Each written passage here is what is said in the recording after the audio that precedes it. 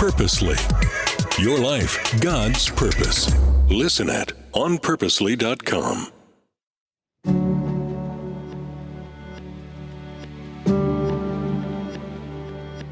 For you created my inmost being, the Bible says. You knit me together in my mother's womb. I praise you because I am fearfully and wonderfully made. Your eyes saw my unformed body. All the days ordained for me were written in your book before one of them came to be. That's the beginning of each of our stories.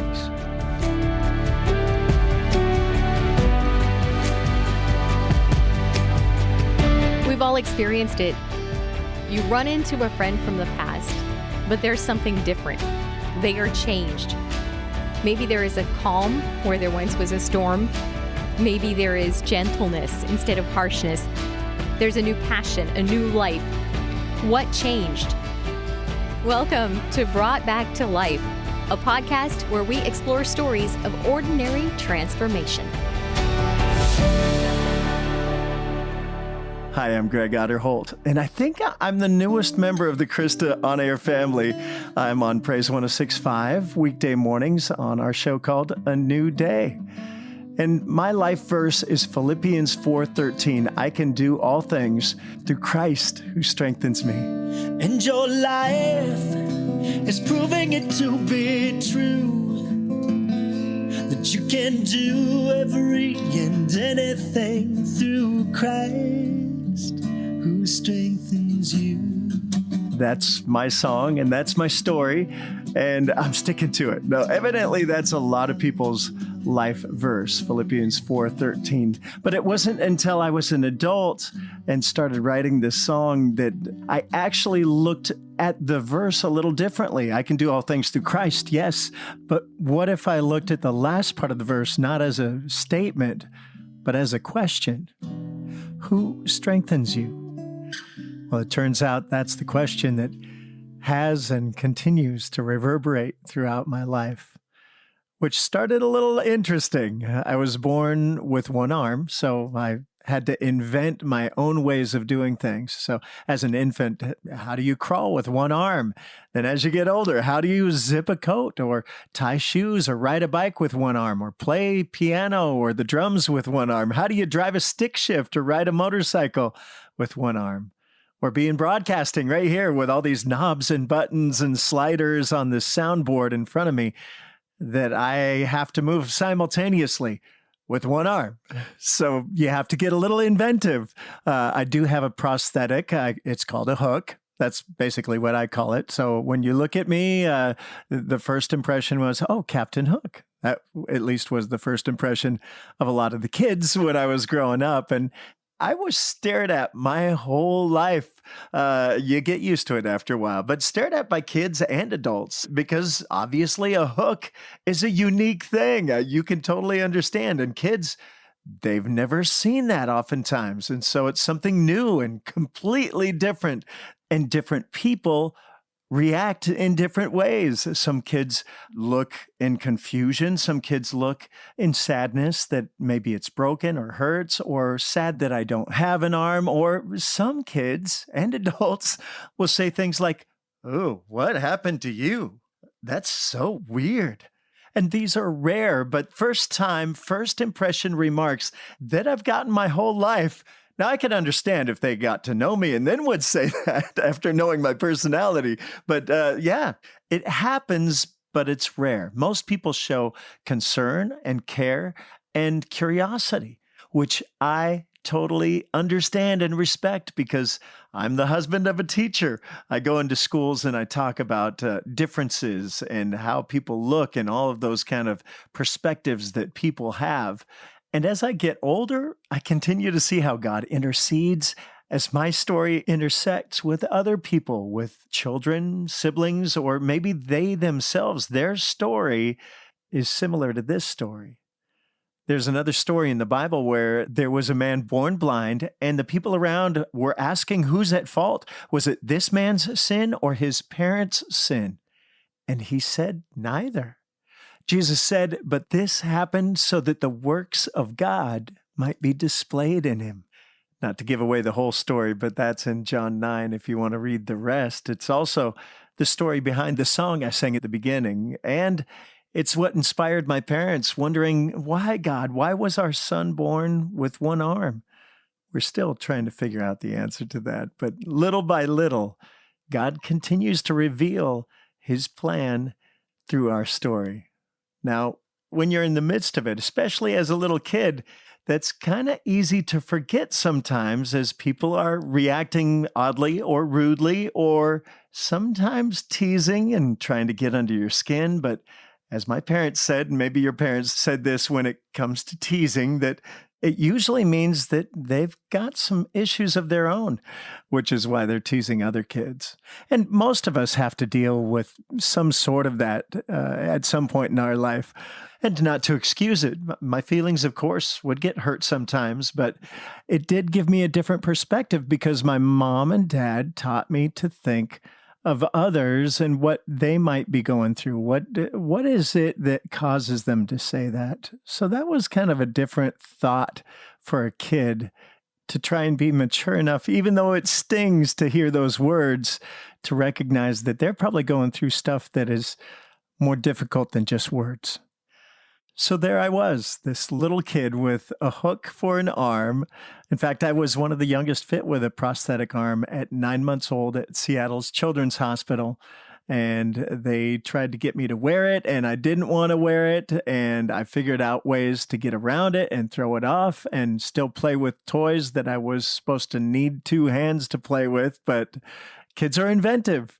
And when you have one arm, you have to be inventive, because you're not seeing other kids demonstrate that for you. So from the very start, it was trial and error, fall on your face, get up, try it again. This time, I'm not going to fall on my face. So try, fail, adapt, improve, try again and again and again. So from a very early age, I learned to be self-reliant. In fact, my parents say one of the first phrases that came out of my mouth was, "I do it myself." Okay, stay out of that kid's way. He's got a mean attitude and a mean left hook, and at that height, that could do some damage. And I'm sure a lot of people kind of cleared the path out of this kid's way, but from the very get-go, self-reliant, self-determined, strong-willed little kid. Yeah, so who strengthens you? Well, at that point, the selfish answer was kind of me. That was my life for a long time on my own path, a reprobate for years, then at the ripe old age of 7, turning it all around at a vacation Bible school. Now, that's kind of the story of a lot of people I know. They don't have this gutter to God type of testimony. And if people do, that's amazing. But a lot of kids who grew up sort of in the church or with some sort of faith background feel like they don't have the gritty testimony. And so it must not be as good of a story. But really, that's an amazing story. All of them are amazing stories when God meets us where we're at, despite what our background is or may have been, because God can make beauty from ashes and turn our lives around if we just ask. Well, I asked multiple times. At 8 years old, I thought, what did I know as a 7-year-old? So I asked God to be Lord of my life again at 8 and 9 and 10, 12 and 14 and so on. And then finally realized, you know what? That 7-year-old decision was every bit as legit as the other ones that I continued to make, as I guess you could say, I rededicated my life as I continued to grow older.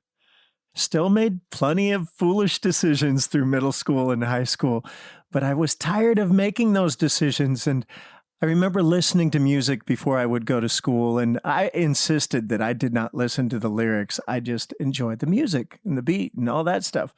I was in the school band and loved music, but I really wanted to hear good music because of that.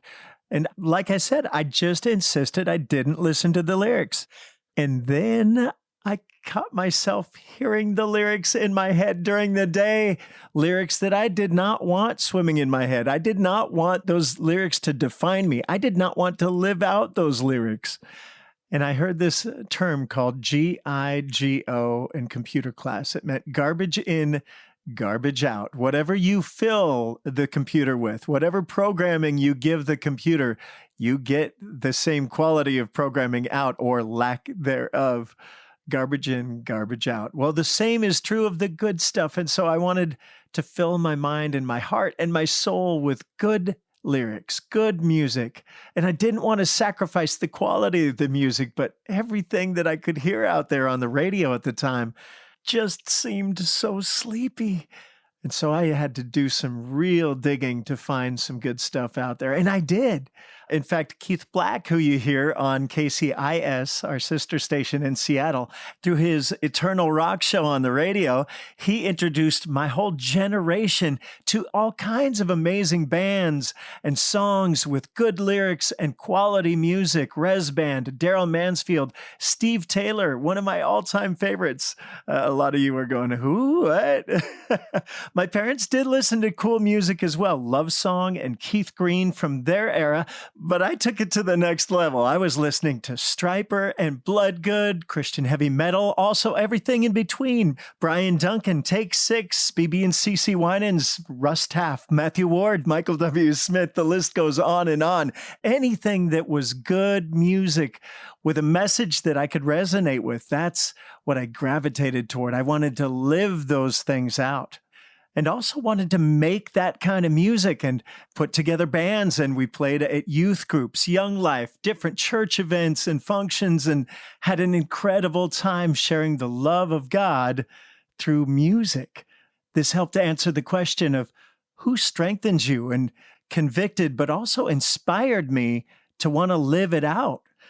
The problem was that I was sort of trying to do that on my own strength rather than leaning on and relying on God to pull me through and to carry me through each circumstance.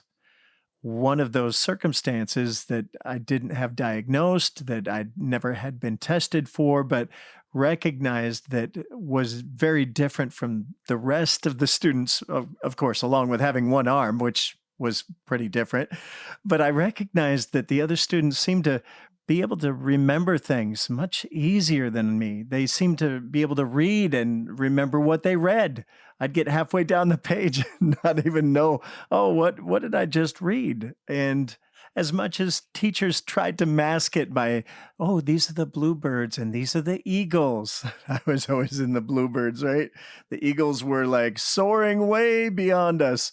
But I was always grouped with the special ed kids and always needing extra help with academics and always seemed to need twice or three times the amount of time to study to get half the grades of my friends who just seemed to phone it in with hardly any effort.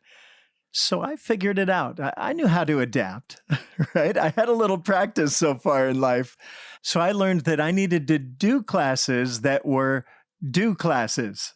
In other words, classes that were activity-based, like band or PE. DECA was a class like that, which was basically marketing. I was the school store manager, had to deal with money and finances, and was also the AV crew geek that would set up your films and roll those into your classroom. And what do you know? It worked out. My GPA went up, but it didn't quite prepare me for college. And somehow this former special ed bluebird was now finishing high school with a GPA that soared with the Eagles. Problem is, that made the college admission staff think that it would be a good idea to put me in the freshman honors class. Okay, had no business being in that class, at least so I thought. And then what happened? God provided.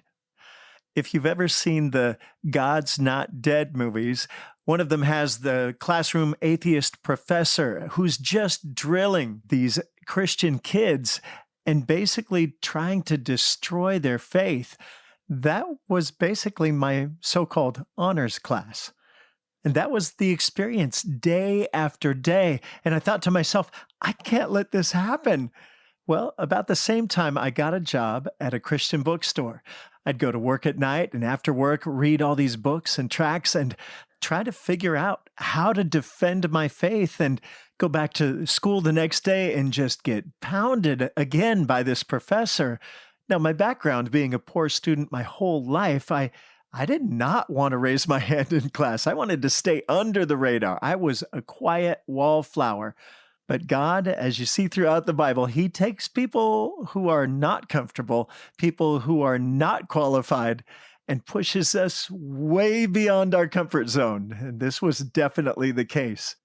I'm sure the students heard the tremble in my voice and saw me shaking. I felt like I was having tremors as I'm trying to verbalize what I probably learned the night before. And once in a while, something would happen and something would click. And all of a sudden, I had the students behind me and supporting me. And then my friends would come up to me after class and say, "Thank you for saying something. I wanted to, but I wasn't sure what to say." And then I'd go back to the bookstore each night and learn more, and then come back the next day and try and state my case. And basically, it was a way of strengthening my spiritual muscles, because muscles grow with resistance. And I had to grow my knowledge of the faith that was kind of something I just grew up with, but now I had to make it my own. And so the question comes back, who strengthens you? Well, Christ, who put these people, these friends in my path, who put this job opportunity in my path to work at this Christian bookstore, and even allowed this difficult professor to be in my path to help hone and refine what I believe. Talk about feeling unqualified. Found out my last quarter of college that I had dyslexia. Found out after that that I had ADHD. And then all of a sudden, thinking that I was just stupid as a kid, as a student, with some teachers that, thought the same thing, I'm sure. And then realized the reason behind it. It wasn't a matter of being stupid. It was a matter of a so-called learning disability. And that word disability had kind of haunted me for a long time. In fact, society had called me a defect from birth. You think kids calling people names is bad? Being socially defined as a birth defect or labeled as disabled or handicapped, I just never easily accepted those labels. And my parents taught me not to be defined by those labels, but to redefine them and the assumptions that go along with them. So now to have another label of learning disability, but how much of a disability was it really? It definitely impacted some of the ways that I had to learn, but I had to learn my own learning style for the way my brain was wired. Just the same way I needed to learn how to adapt having one arm as opposed to most of the other kids who had two arms. One challenge, could it have been to prepare me for the next one? Only God knows. But that kind of wiring, those so-called disabilities that we look at negatively, I was thinking this morning, the Bible talks about looking at the speck, the negative in somebody, and that could mean ourselves as well. But when we stare at the speck, could we be missing God's perspective? Maybe there's a bigger context, more than meets the eye. Maybe there's a bigger picture that we can't even conceive of yet. Just in the time since I was diagnosed with this, they've found a whole bunch of positive aspects of these so-called learning disabilities. One of them being perseverance, one of them being creativity, another one being athletics. And God doesn't make mistakes. Psalm 139, this was one of the verses that my parents held on to, having a kid born with one arm, and then also finding out later he has dyslexia and everything else going for him, right? For you created my inmost being, the Bible says. You knit me together in my mother's womb. I praise you because I am fearfully and wonderfully made. Later on it says, your eyes saw my unformed body. All the days ordained for me were written in your book before one of them came to be. That's the beginning of each of our stories. Well, the next chapter in my life story was actually happening simultaneously with all this other stuff through school and beyond, and it was athletics. I loved growing up playing soccer and riding bikes and skateboards and motorcycles and just being active. That was something that just was a passion of mine. And still to this day, that's where I resonate best with God, is in his creation. And competition, well, I kind of like that too. Just a little bit competitive, sometimes too much. But it was one of those things that was a challenge in life, especially starting out. The kid with one arm, of course, he's the last one picked on whatever team, baseball, soccer, basketball, you name it. Now, my confession is that the competitiveness had some definite negative aspects to it, but I kind of enjoyed showing the players and teams that their preconception, their prejudice, their profiling of the one-armed kid was going to maybe turn into their loss and some regret. And there was an unhealthy competitive streak in this kid as he embarrassingly speaks in the third person. And it drove me to go to great lengths to prove people wrong, which is not the right incentive. Now, on the flip side, though, there were times that were positive, that were team building experiences, that were self-betterment. Is that a word? Ways to improve myself and continue to hone my skills at whatever the sport or challenge was, hitting a one-handed hole-in-one, getting in Golf Digest for that, getting to compete in national ski championships, and playing with an interesting group. It was the U.S. amputee soccer team. It was all one-legged guys that played on the field with crutches and one-armed guys like me that were the goalies. And we got to actually be a featured team at the 94 World Cup soccer tournament in LA, which was one of many incredible experiences. And then when you start to look at all these puzzle pieces coming together, it's almost as if God has a plan and is putting all these things together for whatever challenges the future might hold. Wow, I think the Bible talks about that too. But this kid he's working with is a little bit of a different kind of learner. So what does God do? He meets us where we're at and he speaks our language.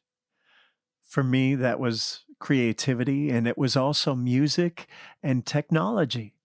My dad was the first one to get the camcorders, the computers, had the sweet stereo system.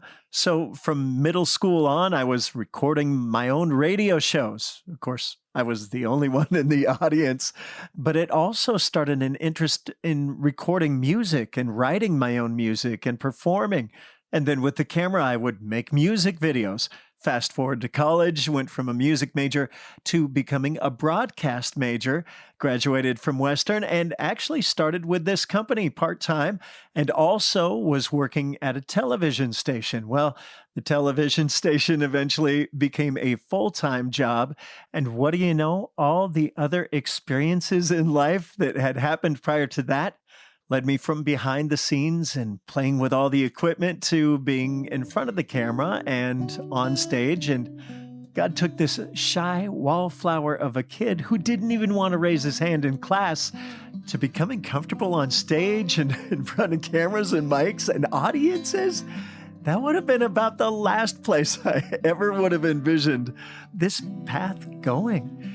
But every confrontation with the challenges of life might just be God's preparation for the next opportunity in life, bringing us right back to the same question. Now the question is clear, God wants to hear.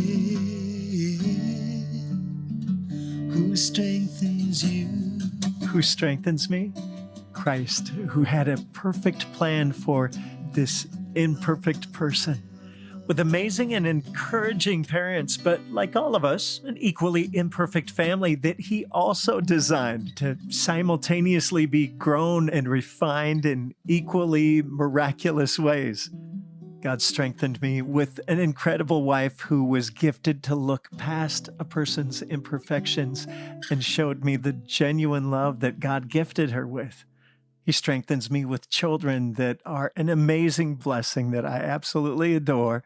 and with friends, teachers, and mentors who have poured their lives into me, all together strengthening me with an impact beyond what I ever could have asked for or imagined. So the question for the past, the present, and the future: who strengthens you?